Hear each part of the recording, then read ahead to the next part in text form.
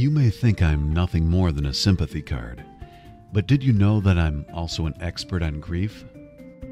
Well, I am, and I'd like to share some important information with you about grief and how it affects people. So I and a few of my friends got together and made this video for you. It has to stop. We're not cut out for this. And it's time for a change. Now granted, if you're ministering to a grieving person, I'm a great first option, and so is a flower or lasagna. We all have a role to play. What?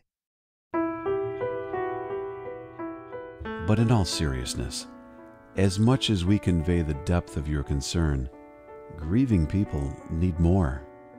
See, long after you've paid your visit, we're still there. So we've seen how grief affects people. They get depressed. They stop answering their phones. They stop reading their Bibles. They think they're going crazy. One lady felt guilty that she felt relief after her husband died from a long-term illness. And I'll never forget the parents who had so many unanswered questions after their son died. What we're trying to say is this. If someone you love has lost a loved one, it's okay to send us in, and we'll do our part. But we can only do so much.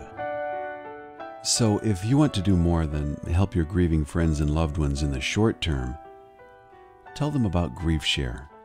GriefShare is a special small group that helps the bereaved make the journey of grief.